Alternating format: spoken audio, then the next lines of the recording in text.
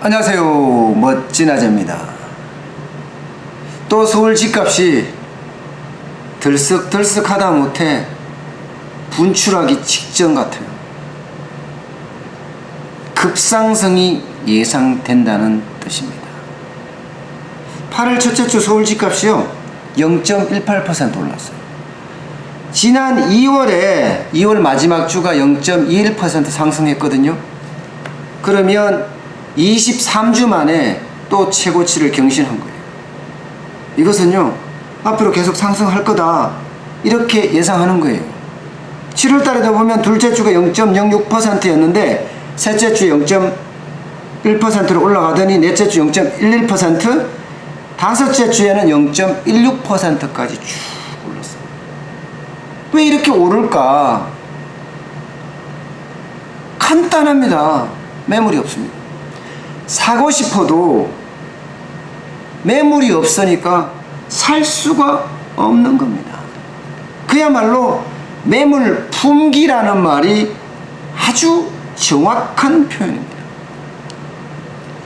살 사람은 많고 팔 물건은 없고 어떻게 되겠습니까? 당연히 집값은 올라갈 수밖에 없는 겁니다. 게다가 많은 사람들이 다주택자, 집이 많은 사람들에게 중가를 하니까 똘똘한 한 채로 몰리거든요. 그 똘똘한 한 채를 강남에서 찾고 있는 겁니다. 그러니까 강남 4구가 계속 올라가는 거예요. 계속.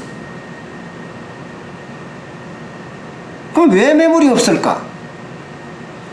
기본적으로는요, 양도세를 중과를 하고 나서 매물이 씨가 많아버렸어요.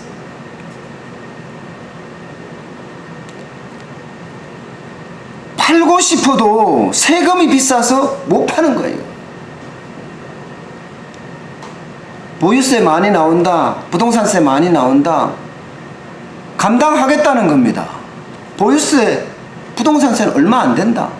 양도세는 중과가 됐기 때문에 어마어마해서 그냥 놔둬야 된다. 그래서 다주택자의 대부분은 임대주택 사업자로 등록을 하든가 아니면 팔았어요. 그러니까 매물이 안 나와요. 여기에 서울시에서 또 한 방 제대로 쳤잖아요. 용산 통째개발, 여의도 통째개발. 이렇게 말하니까 강남구 입장에서는 뭐야, 통째개발한데 쟤네 많이 올라간대, 우리는 어떻게? 우리도 올라가자예요. 심지어 노원구, 도봉구, 강북구도 상승세에 합류를 했습니다.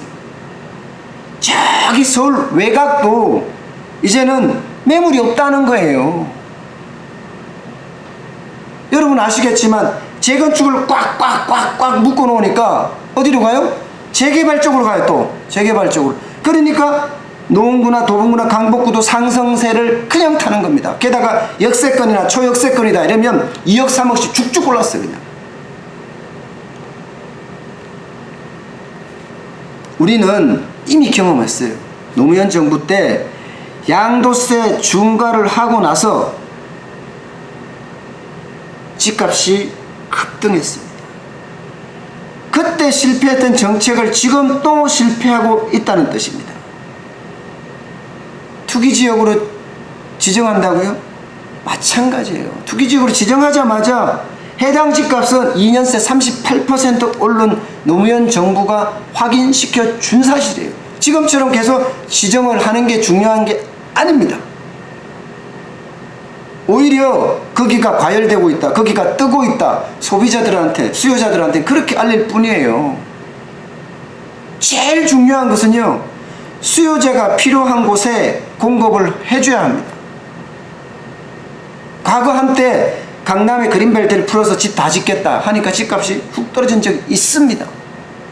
공급이 중요하다는 것을 여실히 보여주는 거예요.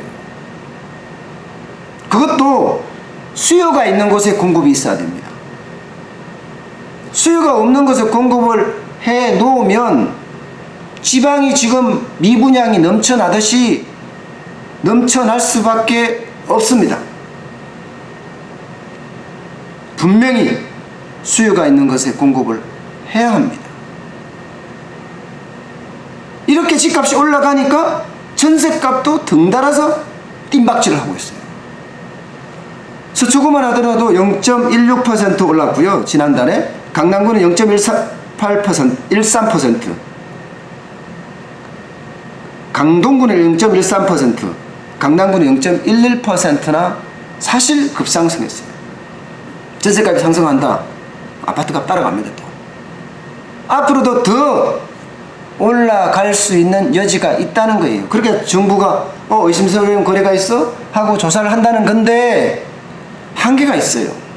수요는 더 많거든요. 그거보다는 어마어마한 수요가 있거든요. 시장에 뭉칫돈이 얼마나 많이 뭉쳐다니는지 여러분도 다 아시잖아요.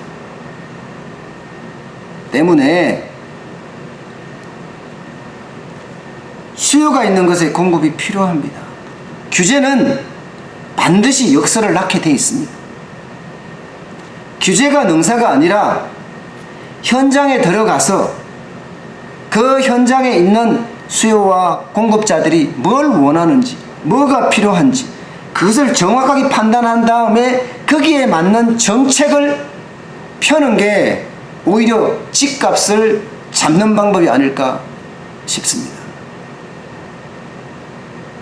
규제는 반드시 역설이 따르게 마련입니다. 오늘 여기까지 하겠습니다. 고맙습니다.